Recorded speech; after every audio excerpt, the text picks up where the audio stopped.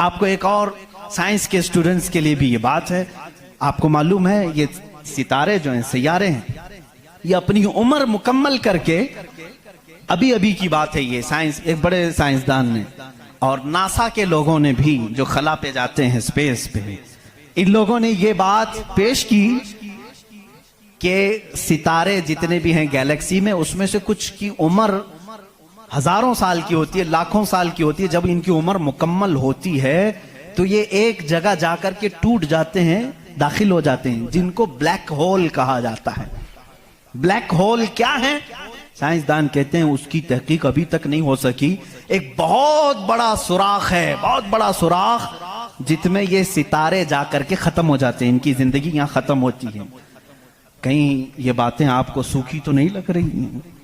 आज बहुत ही ज्यादा साइंस बोल रहे हैं, जरूरत इसके लिए है मेरे अजीजों, मैं अपने दीन को उन लोगों के सामने रखना चाहता हूं जो सिर्फ साइंस को अपना खुदा समझते हैं। आओ कुरान पढ़ो, कुरान इसकी बुनियादें तुम्हें देगा साइंस की। ब्लैक होल क्या है साइंसदान नहीं बता सके, जबकि इनके पास अब बड़े बड़ी मशीनें हैं। ये जो नासा के लोग खला में जाते हैं, एक एक साल तक के लिए चले जाते हैं, कई महीनों के लिए चले जाते हैं और तहकीकात करके ला रहे हैं। चांद पर इन्होंने कैमरे लगाए और वहां की तस्वीरें ये भेजने की बात कर रहे हैं, लेकिन फिर भी ब्लैक होल मालूम नहीं। मैं उस मुहम्मदुर रसूलुल्लाह सल्लल्लाहु अलैहि वसल्लम की बात कर रहा हूं, जो किसी भी साइंसदान का शागिर्द नहीं, जो किसी उस्ताद के पास बैठा नहीं। उस रसूल पाक की जुबान से कुरान की आयत निकली सूरह वाक़िया की। अल्लाह फरमाता ला उक़सिमु बिमवाक़िअन नुजूम इन्नहु लक़समुन लौ तअलमून अज़ीम। अल्लाह फरमाता कसम है उस जगह की जहां जाके सितारे टूट जाते हैं, बेशक अल्लाह रब्बुल इज्जत की इसमें बड़ी शान है, अगर तुम समझ सको। एस्ट्रोनॉमी को कुरान बता रहा है कि ब्लैक होल हैं, मवाक़िउन नुजूम उनको कहा गया है, जहां सितारे जाकर फना होते हैं। अजीज़ान गिरामी, ये तकलीफ सिर्फ हमारी है कि हमने कुरान अजीम को उस लेवल के एतबार से पढ़ा नहीं। साइंस के लिए जो लोग MBBS कर रहे होंगे या फिर इंजीनियर बन रहे होंगे, उनसे भी मैं ये दावत देता हूं कि कुरान को भी कभी इस एंगल से पढ़ करके देखो, इसकी निशानियां इतनी अजीम है। मैं समझता हूं कि तुम्हें फिर कहीं इधर उधर मुंह मारने की जरूरत नहीं, मारिफत खुदाबंदी इसी से हासिल हो जाएगी। गौर व फिक्र करो, तुम्हें इसी से अल्लाह रब्बुल इज्जत की मारिफत हासिल हो जाएगी। कोई तो है खालिक। इमाम आजम अबू हनीफा रहमतुल्लाहि तआला अलैह के पास एक दहरिया, इस जमाने के भी जो एथिस्ट होते हैं, एथिस्ट समझते हैं, एक नया ये चलाओ, नया नहीं है पुराने ही है, नाम नया लगता है, मुल्हिद हैं ये। एथियज्म बहुत सारे लोग वो अपने दीन, अपना रिलीजियन के जगह पर ये लिखते हैं, आप देख लेना इनको, एथिज्म। आप मुस्लिम लिखते हैं, कुछ लोग हिंदुइज्म लिखते हैं, कुछ लोग क्रिश्चियनिटी कहते हैं, कुछ ज्यूज होते हैं, लेकिन कुछ हैं जो एथियज्म, एथिस्ट हैं। एथिस्ट का मतलब कोई खुदा नहीं, कोई दीन नहीं, कोई मजहब नहीं। ये बेचारे आवारा लोग हैं, ये लावारिस लोग हैं जो इस तरह से कह रहे हैं। अब इनकी बात मैं आपको बताऊं, एथिज्म, इस तरह का एक एथिस्ट इमाम आजम अबू हनीफा के पास आया, उसने कहा खुदा है, तुम बार बार खुदा की बात करते हो, मुझे तो नहीं लगता, कोई नहीं है, अगर है तो दिखता क्यों नहीं? बहुत सारी चीजें हैं ऐसी, आपने समझाया, जो दिखती नहीं लेकिन है, बहुत सारी चीजें हैं। उसने कहा ऐसी कोई चीज नहीं है जो है और दिखती नहीं। आपने उसको एक तमाचा लगाया, ढेला उठा करके मार दिया। उसने कहा मैं सवाल किया, तुमने मार दिया। कहा क्या हुआ मारा? कहा दर्द हो रहा है। कहाँ है दर्द? हो रहा है, दिखता नहीं है लेकिन एहसास है। बहुत सारी चीजें ऐसी हैं जो दिखती नहीं है लेकिन है, उनका वजूद है। बहरहाल आपने उसको जवाब क्या दिया? कहा सुनो, मेरे साथ आज एक बड़ा अजीब वाक़या पेश आया।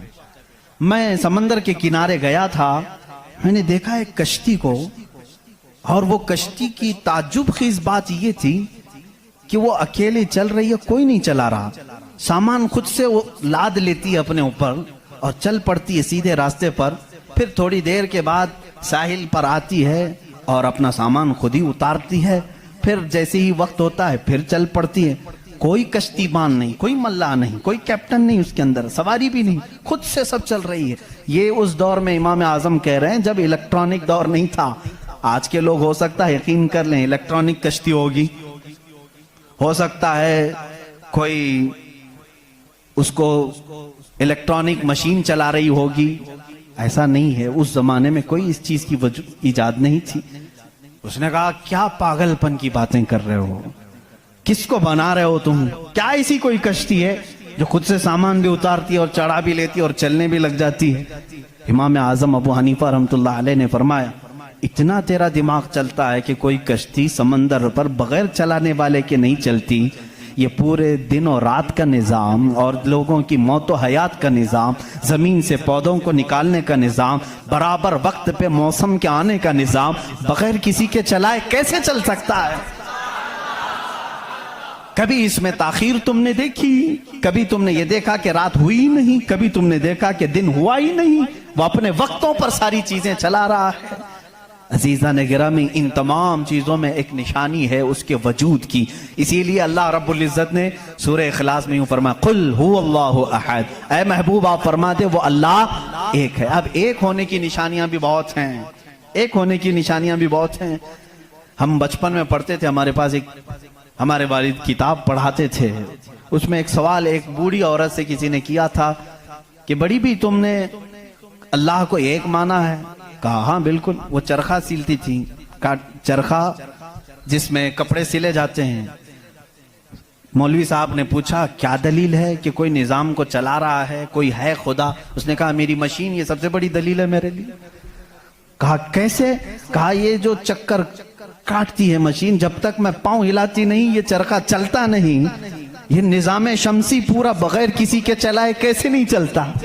कहा अच्छा ठीक है, बड़ी अक्लमंद औरत है, मशीन को ही अल्लाह की निशानी समझ लिया तूने। उस औरत से उन्होंने दूसरा सवाल किया, अच्छा चलो ठीक है कोई तो है चलाने वाला, ये क्यों कहती हो कि वो एक ही है? कहा चलो ठीक है उसकी भी निशानी मेरी ये मशीन है, उसकी निशानी भी मेरी ये मशीन है। कहा कैसे? कहा चलो मैं इधर से चलाती हूँ तू उधर से चला, बैठ जा मेरे सामने, मैं इधर से चलाती हूँ तू उधर से चला, फिर देखते हैं कपड़े की हालत क्या होती है। कपड़ा जो है हो सकता है लेडीज की बजाय जेंट्स का हो जाए, जेंट्स की बजाय लेडीज का हो जाए, कुछ का कुछ बन जाए। क्यों? उन्होंने कहा बात तो सही है। उस बूढ़ी औरत ने कहा मैंने अपने चरखे से ही ये दीन सीखा कि अगर कायनात में एक के बजाय दूसरा होता तो झगड़े हो जाते। एक खुदा कहता मैं बारिश बरसाऊंगा, दूसरा कहता नहीं नहीं मैं धूप डालूंगा, तीसरा कहता नहीं मैं ठंडी लाऊंगा। इनके झगड़ों में फिर कायनात का निजाम दरहम बरहम हो जाता। लेकिन निजाम बराबर बराबर चल रहा है, इसकी इस बात की दलालत है कि चलाने वाले दो नहीं एक ही है, तो नहीं है एक ही है। अगर दो होते, उसी को अल्लाह ने कुरान में फरमाया लौ कान फीहिमा आलिहतुन इल्लल्लाहु लफसदता, अगर जमीन और आसमान में दो खुदा होते अल्लाह के अलावा, रब फरमा रहा है जरूर इसमें फसाद हो जाता, जरूर फसाद हो जाता। इसलिए कि एक जो अकल से हमारे दरमियान हमने देखा है जो चला सकता है वो दो लोग नहीं चलाते हैं, दो लोगों की जहनियत अलग हो जाती। अब इसको फलसफे में आएंगे जिसको फिलॉसफी कहते हैं, ये भी एक इल्म है। फलसफी लोगों के दिमाग के एतबार से भी हमने इसको साबित किया। अगर दो हैं, पहली बात आपके दिमाग में ये होना चाहिए कि खुदा वो है जो किसी का मोहताज नहीं। इतनी बात तस्लीम करते हो? जो किसी का मोहताज नहीं। जब ये फार्मूला तुम्हारे दिमाग में है तो आप दो को लेकर के आओ। दो को लाओगे तो दोनों का दिमाग एक साथ नहीं चलेगा, या तो फिर मशोरे से चलेंगे। मशोरा करेगा तो एक दूसरे का मोहताज होगा, और जो मोहताज होगा वो खुदा नहीं होगा। मिसाल के तौर पर दोनों बैठे हैं, चलो आज मीटिंग करते हैं, कल बारिश करेंगे, तो जाहिर सी बात है एक ने दूसरे को पूछा तो पहला वाला दूसरे का मोहताज हुआ कि नहीं? अब खुदा के बारे में हमारा तस्वूर यह है वो अपने कामों में किसी की शिराकत नहीं चाहता, कोई शरीक नहीं है उसका। अब अगर शरीक हो गया तो उसकी फजीलत कहां है? एक होने में जो फजीलत है वो दो में है नहीं, एक होने में जो फजीलत है वो दो में है नहीं। इसीलिए हम लाखों करोड़ों के सामने सर झुकाने वालों से कहते हैं मान लो एक ही को तस्लीम करो। इसलिए कि जितने अदियान हैं दुनिया में तकरीबन सबके यहाँ एक तस्वुर है खुदा का तस्वुर। सब एथिज्म को छोड़ करके मैं बाकी सब की बात करूं, हिंदुओं के नजरियात में भी खुदा का तस्वुर है, कोई तो है, एक भगवान के कुछ भी नाम लें। ईसाइयों के मजहब में यही हमारे रब्बे जुल जलाल का तस्वुर है, खुदा का वो भी यकीन करते हैं।